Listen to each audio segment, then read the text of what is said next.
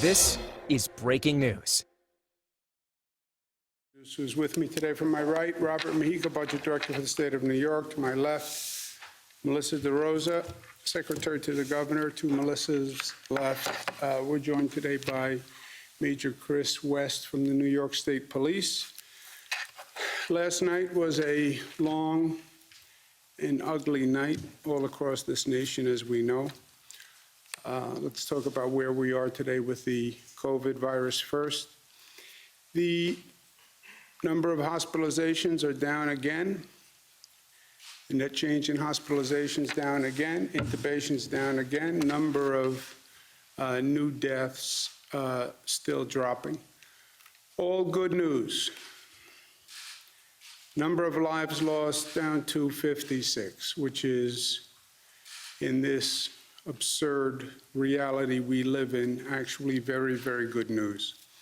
There'll be a point at which the number of deaths can't get any lower because people will die of something, and COVID virus is very good at affecting those people who have other illnesses. But this reduction in the number of deaths is tremendous progress from where we were. And we have gone through hell and back, but we are on the other side. And it's a lesson for all of us. Last night, as I said, was an ugly night all across this nation. It was an ugly night across this state. We had a number of protests all across the state. New York City, cities upstate.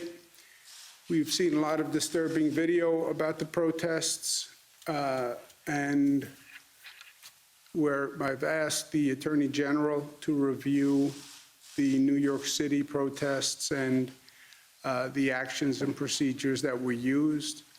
I'm going to ask her to include in that review these demonstrations that are ongoing last night, if there are additional demonstrations tonight, and the Attorney General will be reviewing those actions. Upstate New York, we also had actions. We had a significant state police presence all across upstate New York. We have the National Guard on standby. We expect additional protests tonight, and we're preparing for such. Rochester, the county executive, and the mayor asked for additional state police for tonight, and we're going to have 200 additional state police. But look, the big issue is people are outraged, and I understand that. I'm outraged. It's not just George Floyd's killing, although that's enough to outrage a nation.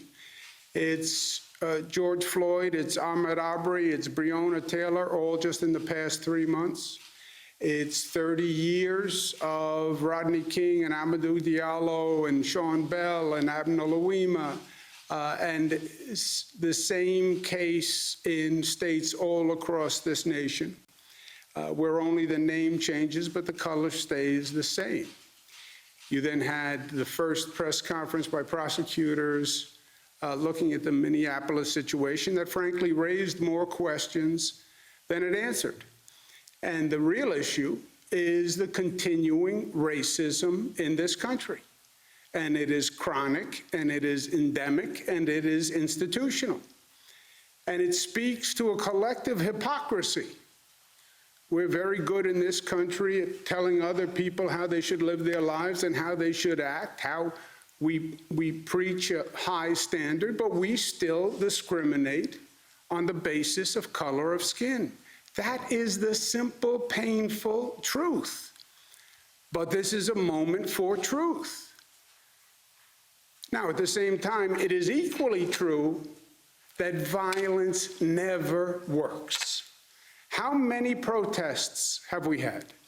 How many nights have we gone through like last night? How many times have we burned down our own businesses, our own neighborhoods, and our own communities? Burning down your own house never works and never makes sense. Burning down your own struggling businesses People who are trying to bring back the community never make sense. It dishonors Mr. Floyd's death.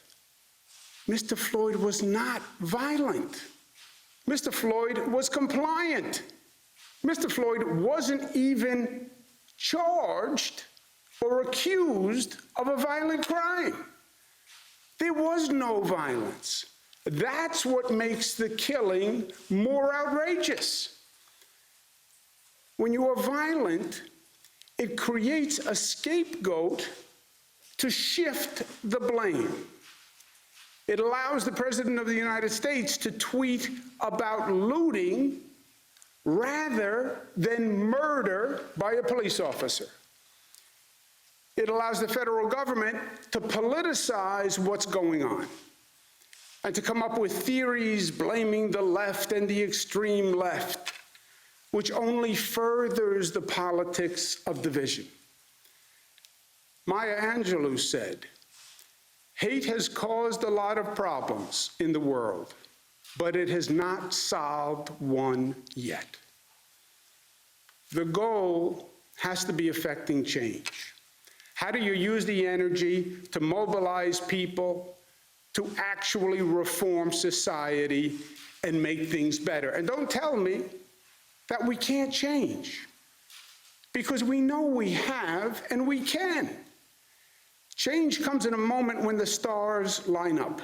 It's not easy, but when the stars line up and the people are ready to change, they can change. We have seen it happen in this state and in this nation. We created a new civil right in this nation for the LGBTQ community when we passed marriage equality.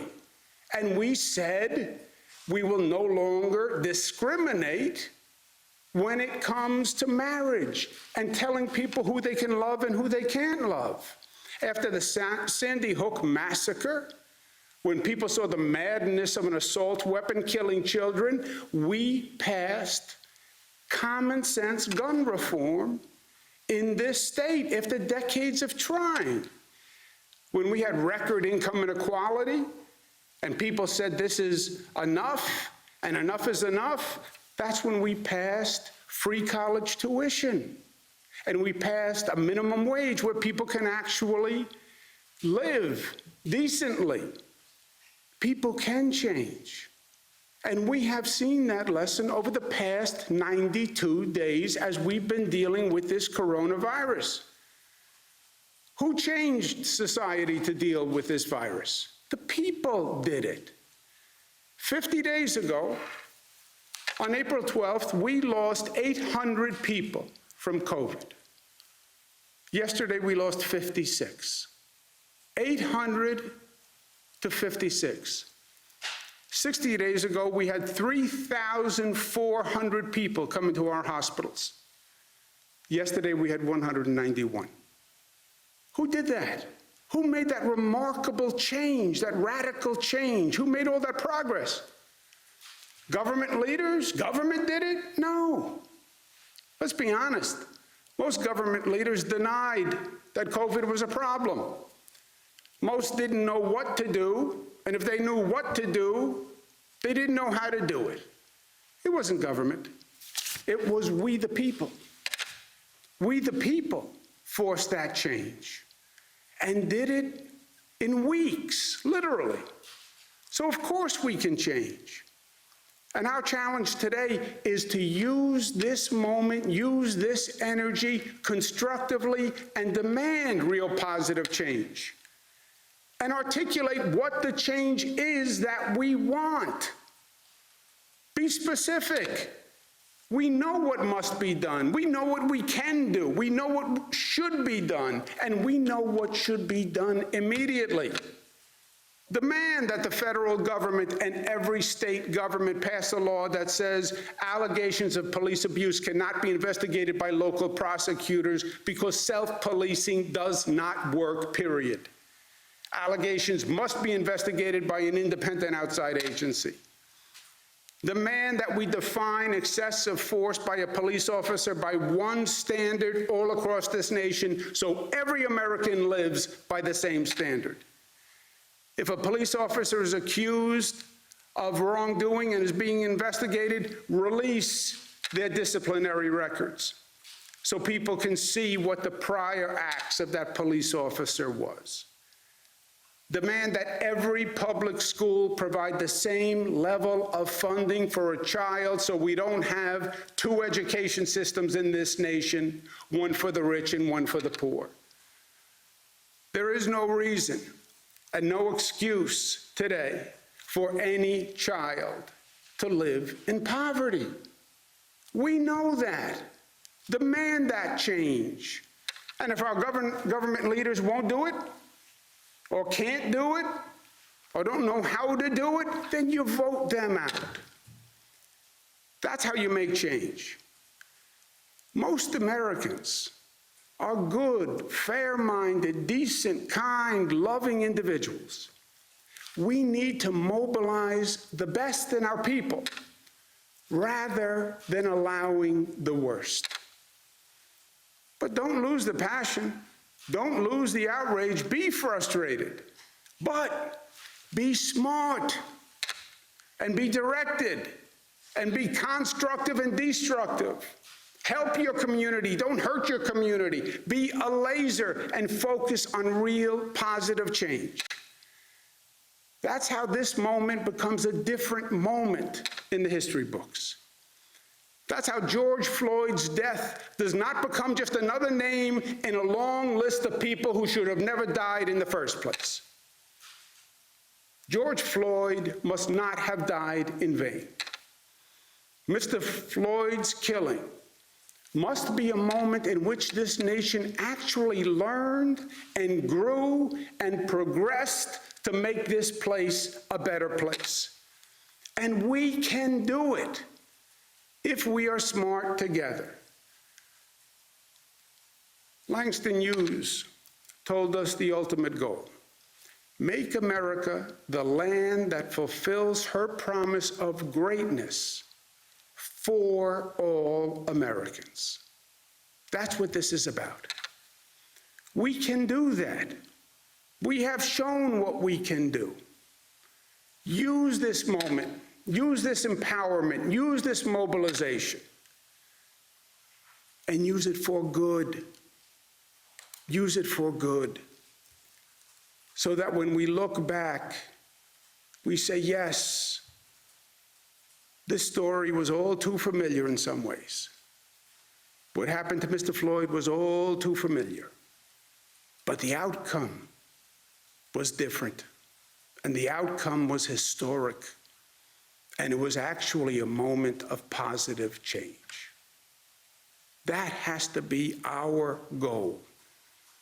All of us, from the angry young protesters on the street, frustrated, energized, lashing out, to government officials on both sides of the line, to the police officers, 99.9% of them who are good, hardworking people who are trying to help their community. It's a common goal. We just have to be smart enough to get there. Questions?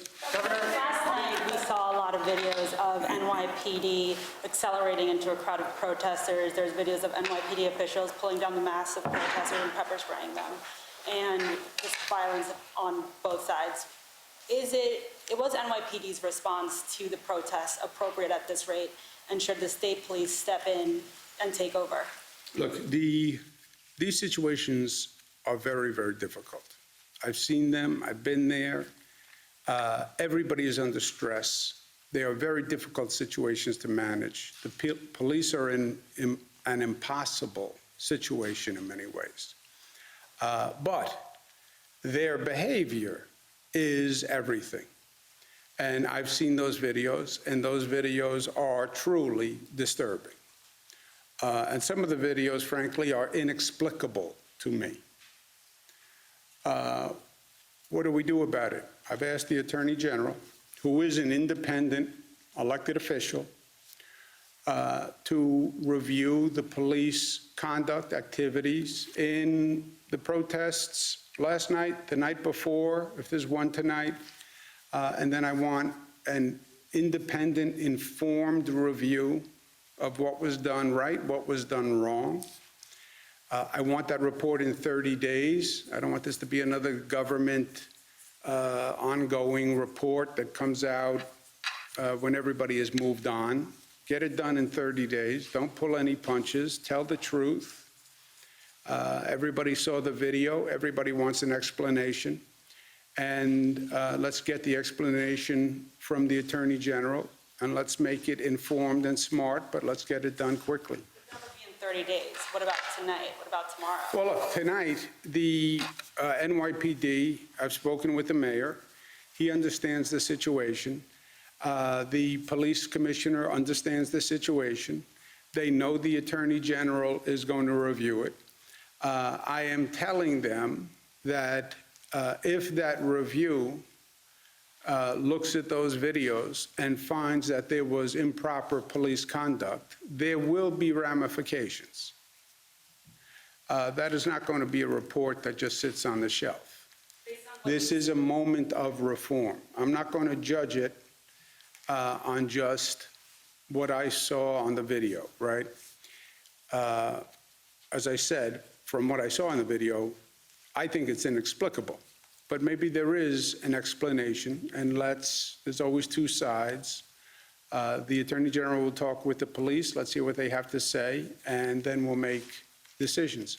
But if there was improper behavior, there will be consequences, period.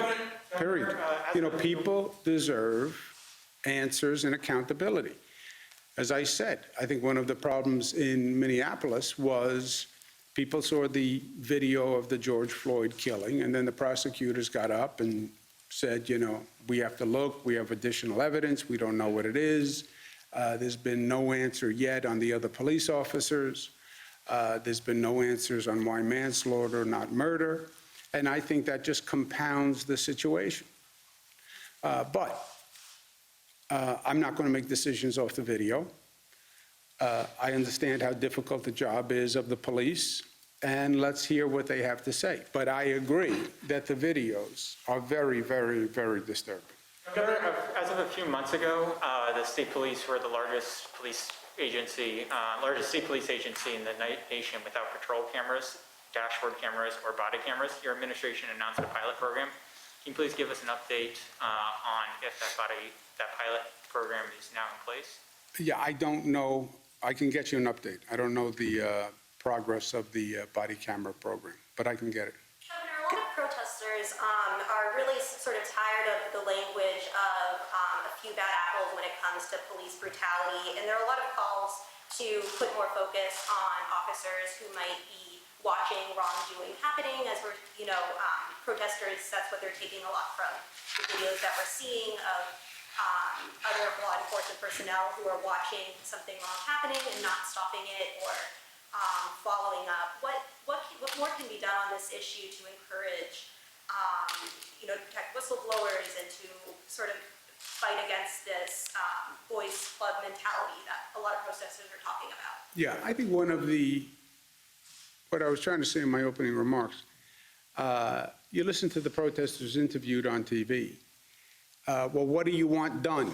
And you just get a whole array of issues and vagaries. We know what needs to be done. We know what reforms we need. And let's be specific.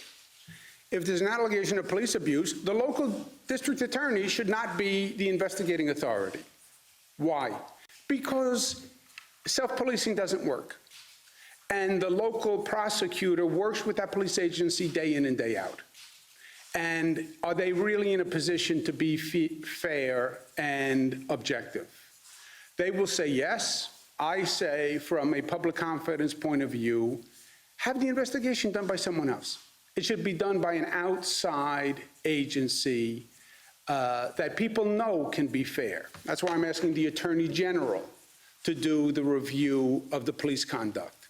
Because she's independently elected, she's a statewide official, she can be honest and objective about the NYPD. That's why in this state we have, when there's a killing by a police officer of an unarmed person, the Attorney General does the investigation and not the local district attorney. Have a national definition of excessive force. Why? Because there should be one definition. If a police officer abuses someone in New York City, it should be the same as if they abuse someone in Minneapolis or if they abuse someone in Los Angeles. If there's an investigation for abuse against a police officer, release their prior disciplinary record to see if there's a pattern. By the way, if you release the record and it says there has never been any prior conduct, that actually works to attenuate or exonerate the police officer. If you release the disciplinary record and you find out there's been a pattern, that's also informative, right? These are changes that can be made and should be made now, today. Not cursing the darkness, light a candle. This is what we want done. And be specific, and then say to your Congress people, I want this law passed, and then say to your mayor, I want this law passed, and then say to your governor, I want this law passed. And if they don't do it, then say, I'm going to vote you out. That's how this works. And people win at the end of the day when they're focused and mobilized, and they are focused and mobilized today. I would even go further. I would say, now is the moment to say, I want equality in education. This is ludicrous and repugnant that you have some school districts that spend $36,000 on a child's education and some school districts that spend $13,000 on a child's education. How do you justify that the children of the rich get a much better education than the children of the poor? How is that fair? How is that fair at all?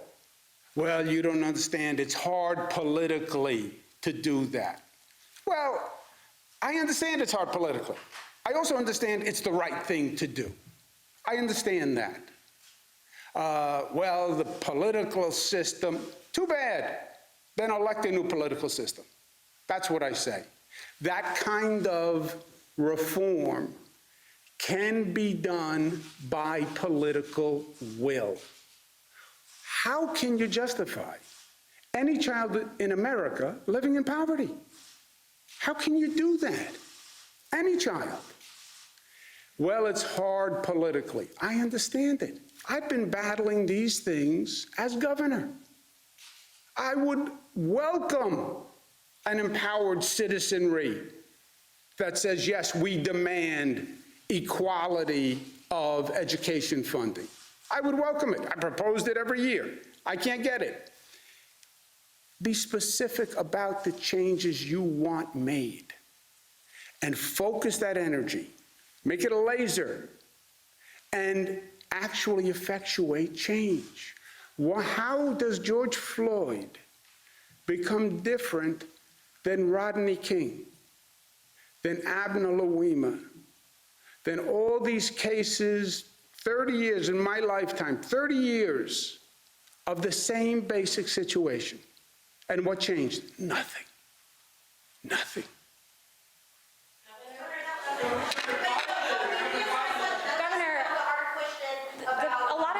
Governor, a lot of the people that we've been speaking to over the last 2 weeks feel that the government is at fault for their situation, specifically people in poverty, with what's going on with the pandemic, because a lot of people were forced out of work and now they're waiting for unemployment, and it's been 3 months and they haven't gotten any money. We have people calling our news station in tears saying that they can't get through to the unemployment line, and they're saying specifically something this state government can do to help them is to open in-person unemployment lines and make sure these people get their money, because what I'm hearing from people is this state of unrest that a lot of these folks that we're seeing are in. They're just desperate. They were already poor. Now they were forced out of work. Now our unemployment system is backed up. They can't get through. So they don't just blame police. They blame government as a whole. I understand. You're right. And they do blame government as a whole. And this is a very tough circumstance for everyone. And look, it's not a coincidence that the unrest happens in the middle of the pandemic, right? Those are not separate situations. There's tremendous stress on everyone. This isolation of people, the lack of social interaction has created a lot of mental health stress. I think that's true, and that's a fact. And the explosion we saw last night, and we'll probably see again tonight, I think it has many sources of energy coming into that. And what is the direct relationship between 90 days of close down and coronavirus and unemployment and fear and isolation, and then the George Floyd killing as an accelerant to an already highly stressful situation? More sophisticated minds than mine would have to figure out. So it is all of that. Yes, I understand. On the unemployment benefits, the state administers federal unemployment benefits. The federal government has many rules before people qualify for funding. We're not in a position to tell people line up and I will give you a check. It's not that simple. The money is not give anybody who asks funding. They have to meet certain criteria. The federal government has a whole list of criterion that have to be met before they can get the funding. Most of the people who are still waiting for checks now have issues that have to be reviewed or investigated. I understand this moment, but let's remember the next moment. You're going to be sitting in the same chair 3 weeks from now, and you're going to have the same indignation in your voice when you say, how did the state give out $100 million wrongfully in unemployment benefits, who defrauded the government and actually were living in wealth? How did you do that? You're going to have the same indignation. Okay. Promise me. Because you said before that some people were defrauding the unemployment system. People can't get through just to get basic questions answered to see if they qualify. They've made their full-time job trying to get through to unemployment. So they're saying it's at a point of desperation where can we do lines with social distancing where I can get my question answered, where I can find out a timeline of when I'm going to get my money. I mean, Governor, people are literally calling our news station crying and saying that their families are starving and they have to borrow money from people. I understand. Do you want to answer on the We'll look progress? into it. We'll look into that option. It's a good idea. Great. We'll got it. We'll look into the option. About the protests that have gone on across the city's upstate. And do you have plans to assist with state police or the National Guard? Do you think it's at that level that you need to do that? Yeah, I think I said we have had state police helping on all of the upstate. You may have come in late. I said in the beginning, we've had state police helping all the upstate cities. City of Rochester asked for 200 additional state police for tonight, and we're doing that, and we have the National Guard on standby. One more, Mr. Campbell. So what are those 200 state troopers that are going to Rochester? What is their role going to be? And also, at what point do you step in and take some sort of statewide action, a curfew, deploying the National Guard, something like that? Yeah, I have the National Guard on standby.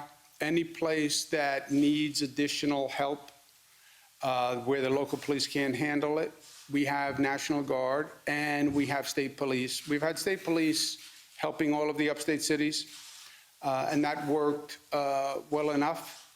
I mean, it is what it is, but we've gotten them all the resources they need.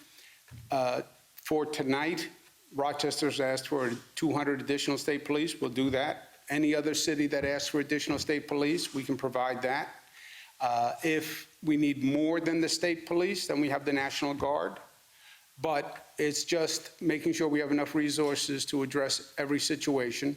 And we take our clues from the local officials and the previous behavior, And the only city right now that says they need help is Rochester. Mark, you have really the last one. You have a point? There are actually a few other cities that we're talking with about some protection for tonight. In Buffalo, we're going to be deploying 150 troopers, and then we're working with Syracuse and Albany. They're still figuring out what they think that they need to harden their infrastructure, but as the governor said, we've been communicating with the county executives and with the mayors all morning, and whatever they need, they'll get.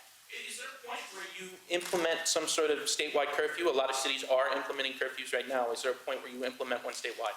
Yeah, curfews, there is no one-size-fits-all here. Curfews work well in some cities. In some cities, they can create additional issues. So that's a case-by-case basis. But look, where we are in New York, it was ugly last night. But from a management point of view, a police officer point of view, resource point of view, every locality did what they had to do. It's just an ugly situation, and it's a difficult situation. But we have, between the state police and the National Guard, we have more than enough resources to make sure every locality has what they need.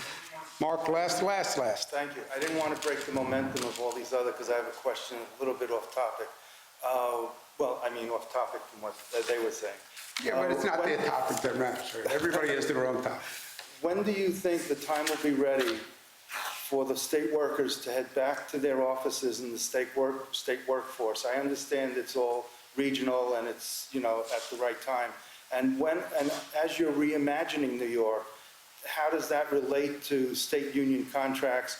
Is that why the state workforce is without a contract today, because you're trying to reimagine things? No, the reimagining has nothing to do with the contract. Excuse me. Rob, you want to talk about the state offices open with that regional opening, right? And the state offices have been, as we need more employees in certain areas for certain things, for parks, for example, and those employees have been operating. As far as the offices specifically and office-based, those are being ramped up as we put out protocols. They will follow similar protocols to what we put out for phase 2 for offices. But there are also a lot of workers who are actually teleworking, and that's functioning. So that's in place. But if the state worker feels more comfortable being at that person's desk in the building, is there a way of, and they're not comfortable being at home, is there a way of getting that person, a request being made for that person to go into the office with safety in mind, of course? I mean, I'm not... What we're going to do is make sure that workers come back when the offices are safe, when we set up the social distancing protocols, when we have it in place so that everyone can be safe with all of the protections that we need to have. So not individual for an individual employee, whether or not they have a preference to be home or be in the office. We're going to make sure that the offices are safe, all the protocols are in place uniformly, and then the workers will come back to the office. But a lot of them, again, are working from home. Along with the phases. So as phase 2 comes in, that's when. So right now is when we're doing that. Okay, it was a long night. It was a long night. Get some rest, and hopefully we have a better night tonight. So I'll see you tomorrow.